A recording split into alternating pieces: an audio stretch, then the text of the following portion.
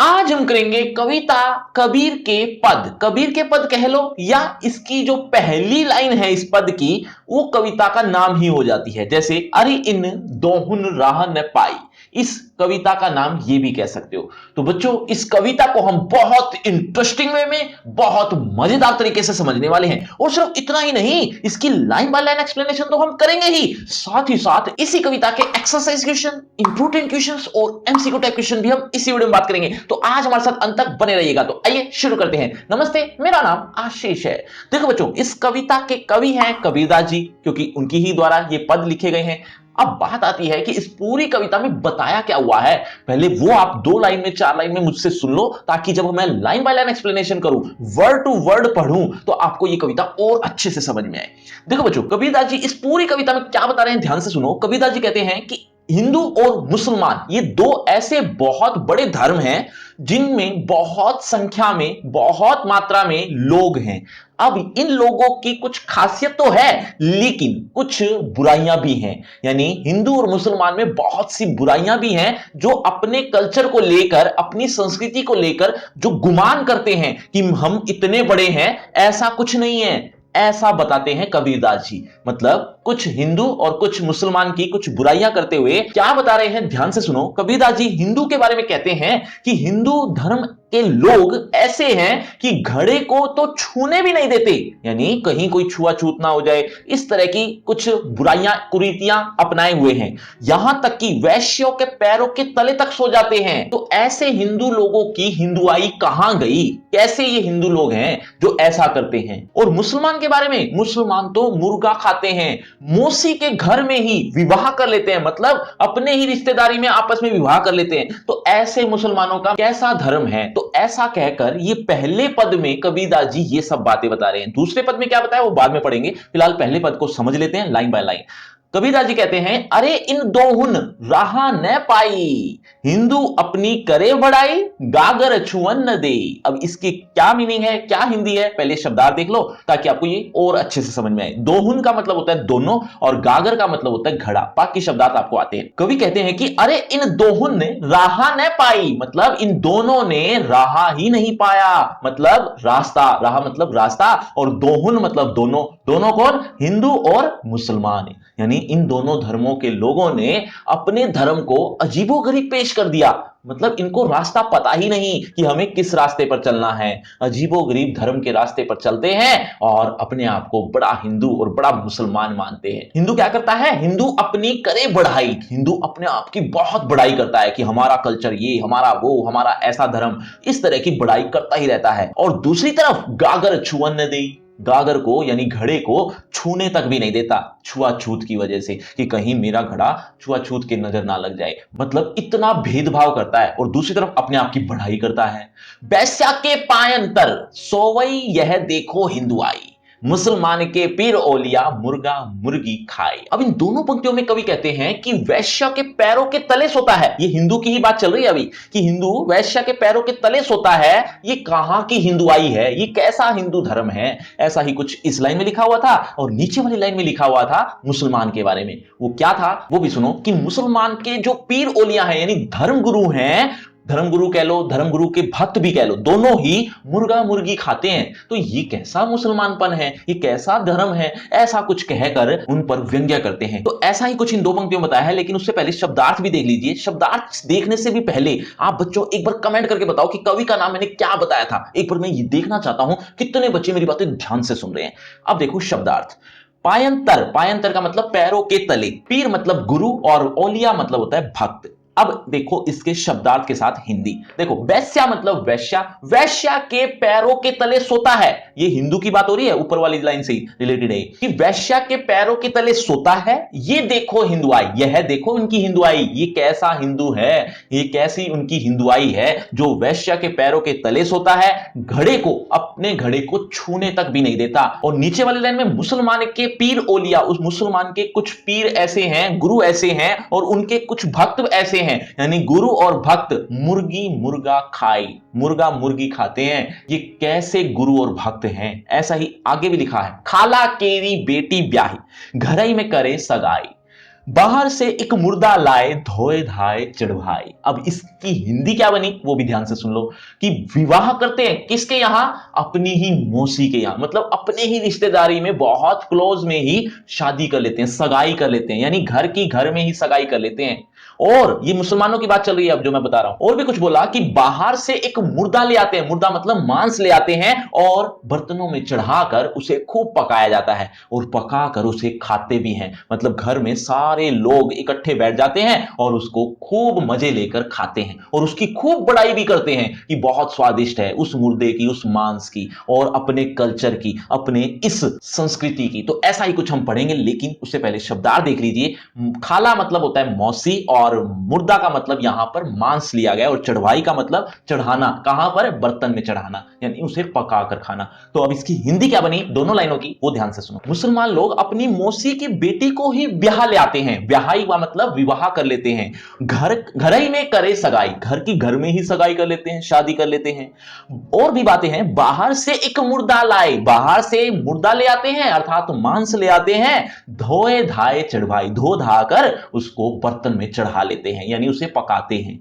सब सखियां मिली जेवन, सब सखियां मिलकर जेवन, जेवन यानी जीमती हैं अर्थात साथ में भोजन करती हैं, बैठी घर भर करे बढ़ाई, और अपने घर में बैठकर यानी वो सब सखियां मिलकर उस भोजन को खाती हैं और अपने घर भर की खूब बढ़ाई करती हैं, बढ़ाई मतलब प्रशंसा करती हैं ऐसे खाने की, ऐसे कल्चर की, ऐसे संस्कृति की। हिंदुअन की हिंदुआई देखी, तुर्कन की तुर्काई, कहे कबीर सुनो भाई साधो, कौन रहा है जाई। इन दोनों पंक्तियों में कवि कहते हैं कि मैंने हिंदुओं की हिंदुआई देखी, मुसलमानों की यानी तुर्कन, तुर्कन मतलब मुसलमान, तुर्कन की तुर्काई देखी, मैंने ऐसा बहुत किया।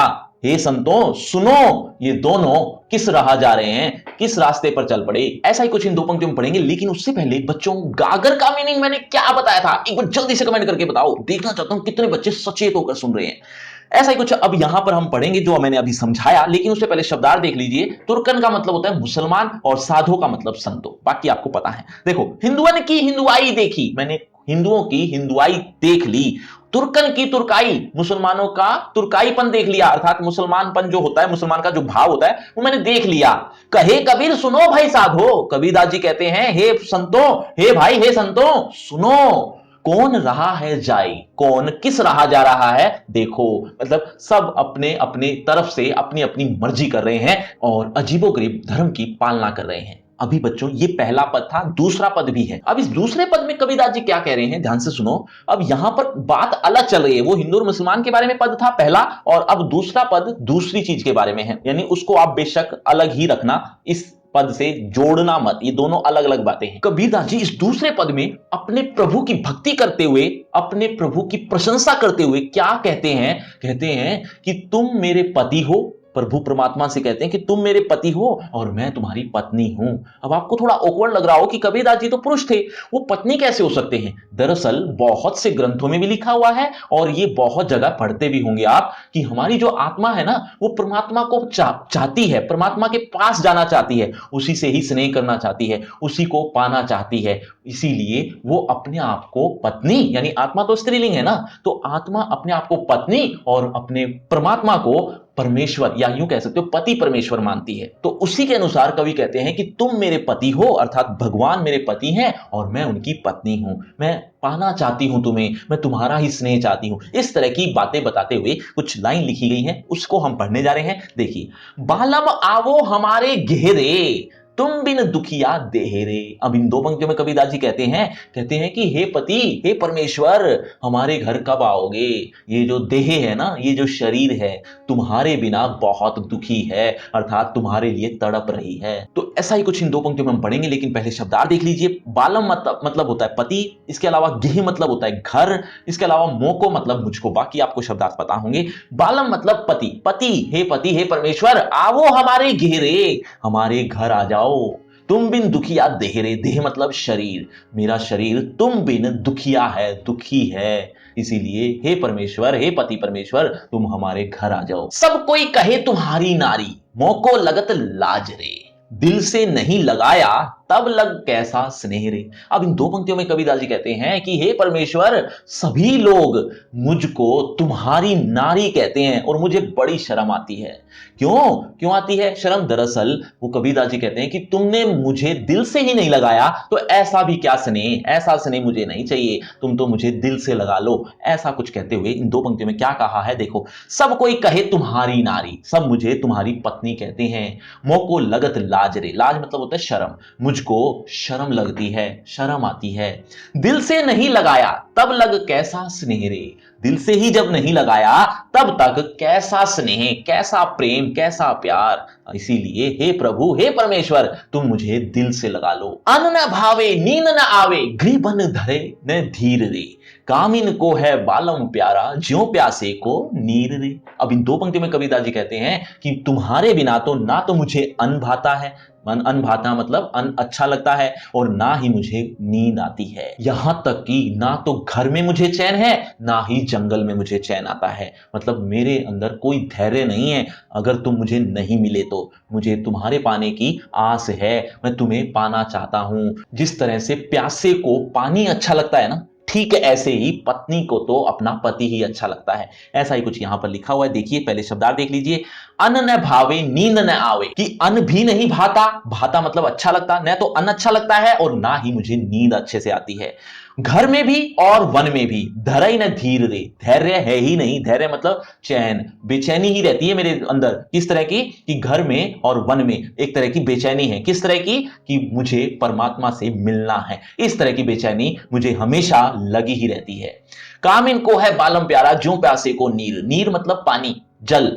जिस तरह से ज्यों मतलब जैसे प्यासे को पानी या जल अच्छा लगता है, उसी तरह से कामिन को यानी प्रेमिका को या प्रेयसी को या पत्नी को अपना बालम प्यारा लगता है, अपना पति प्यारा लगता है। तो हे प्रभु, हे परमात्मा, तुम मुझे मिल जाओ। बच्चों, साधु का मतलब मैंने अभी थोड़ी देर पहले ही बताया था, एक बार जल्दी से कमेंट करके बताओ, देखना चाहता हूं कितने बच्चे अभी तक भी ध्यान से सुन रहे हैं।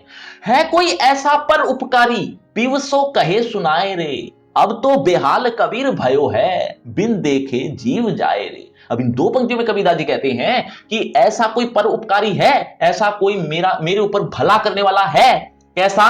कि कोई मेरे प्रिय को मेरी कथा सुना दे, मैं कितना तड़प रहा हूं ये सारी चीज बता दे। ऐसा कोई परोपकारी है क्या? मेरा तो बड़ा बुरा हाल हो गया है, अब उसको देखे बिना मुझसे जिया नहीं जाएगा। ऐसा ही कुछ इन दो पंक्तियों में पढ़ेंगे। शब्दार्थ देख लो ताकि और अच्छे समझ में आए।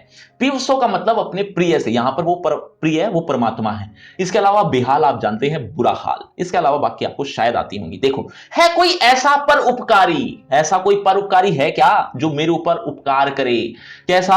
कि मेरे प्रिय से कहे सुनाए रे, अब मेरी जो कथा है, मेरा जो दुख है, वो कहकर सुना दे। किसको? अपने मेरे प्रिय से, मेरे प्रिय से जाकर कह दे। ऐसा कोई उपकार करने वाला है क्या? अब तो बेहाल कबीर भयो है, कबीरदास जी कहते हैं कि मेरा तो अब बुरा हाल हो गया है। भयो का मतलब हो जाना, मेरा तो बुरा हाल हो गया है। बिन देखे जीव जाए रे, बिन देखे, तुम्हारे को बिना देखे अब ये जीवन जिया नहीं जाता। बच्चों, आपको लग रहा हो कि ये कविता खत्म हो गई है? जी नहीं, अभी तो आपको इसी कविता के इंपॉर्टेंट क्वेश्चंस, एक्सरसाइज क्वेश्चन और एमसीक्यू टाइप क्वेश्चन भी पढ़ने हैं। और साथ ही साथ सप्रसंग व्याख्या भी इसी कविता की चाहिए। तो ये सारी चीजें आपको एक ही लिंक पर मिलेंगी। वो लिंक का मैंने नाम रखा है, नाम है free crash course for 11th elective. इस नाम से एक लिंक मिलेगा डिस्क्रिप्शन बॉक्स में सबसे ऊपर। कुछ इस तरह से जैसा आप देख रहे हैं, ये सारी चीजें आपको एक ही पेज पर देखने को मिल जाएंगी, वो भी फ्री में। लेकिन उससे पहले होगा आपका इसी टॉपिक से रिलेटेड एक छोटा सा टेस्ट। देखना चाहता हूं इस टॉपिक को आपने कितने अच्छे से समझा। अगर आप इस टॉपिक को, इस चैप्टर को, इस कविता को अच्छे से समझ चुके हो तो देखे जरा किसने कितना पढ़ा। पहला प्रश्न आपकी स्क्रीन पर ये रहा। कबीरदास जी के अनुसार कौन कौन से धर्म अपने आप को श्रेष्ठ बताते हैं? बच्चों, हर प्रश्न के बाद आपको 5 सेकंड मिलेंगे आंसर देने के लिए। आप अपना आंसर कमेंट करते रहना, एंड में देखना चाहता हूं किसके कितने आंसर ठीक हुए। आपके ऑप्शन ये रहे। हिंदू धर्म, ऑप्शन बी मुस्लिम धर्म, सी हिंदू और मुस्लिम दोनों, डी दोनों में से कोई नहीं। आपके 5 सेकंड शुरू होते हैं अब। 5 4 3 2 1 0। सही उत्तर है ऑप्शन सी, हिंदू और मुस्लिम दोनों। चलिए बच्चों, अगले प्रश्न की तरफ। अगला प्रश्न, सब कोई कहे तुम्हारी नारी, इसमें नारी शब्द का प्रयोग किसके लिए किया गया है? आपके ऑप्शन, पत्नी के लिए, बी बहू के लिए, सी बेटी के लिए, डी पत्नी और बहू दोनों के लिए। आपके 5 सेकंड, 5 4 3 2 1 जीरो। सही उत्तर है ऑप्शन ए, पत्नी के लिए। चलिए बच्चों, अगले प्रश्न की तरफ। अगला प्रश्न, अरे इन दोहुन रहा न पाई, इस पद में दोहुन शब्द का प्रयोग किसके लिए किया गया है? आपके ऑप्शन ए, हिंदू और मुस्लिम दोनों धर्मों के लिए, बी, किसी दो चीजों के लिए, सी, दो दोहों के लिए, डी, उपरोक्त सभी। 5 4 3 2 1 0। सही उत्तर है ऑप्शन ए। चलिए बच्चों, अगले प्रश्न की तरफ। अगला प्रश्न आपकी स्क्रीन पर, बालम आवो हमारे घरे पद में बालम शब्द किस अर्थ में प्रयोग किया है? आपके ऑप्शन ए, बालक के लिए, बी, बच्चे के लिए, सी, पति के लिए, डी, इनमें से कोई नहीं। 5 4 3 2 1 0। सही उत्तर है ऑप्शन सी, पति के लिए। तो बच्चों, ये है आपका रिपोर्ट कार्ड, ध्यान से देख लीजिए, पढ़ लीजिए। और हां, आपके टोटल मार्क्स कितने हैं ये कमेंट करना मत भूलना। और आपकी क्लास से रिलेटेड एक फ्री क्रैश कोर्स आ गया जो कि बिल्कुल फ्री है, लिंक आपको डिस्क्रिप्शन बॉक्स में सबसे ऊपर मिल जाएगा। इस लिंक में आपको एक ही पेज पर आपका पूरा A to Z सिलेबस देखने को मिल जाएगा, तो जरूर देखना। और अगर आपको मुझसे बातचीत करनी है तो सभी सोशल मीडिया के लिंक डिस्क्रिप्शन बॉक्स में है, आ जाइए, बातचीत करते हैं। शुक्रिया, धन्यवाद।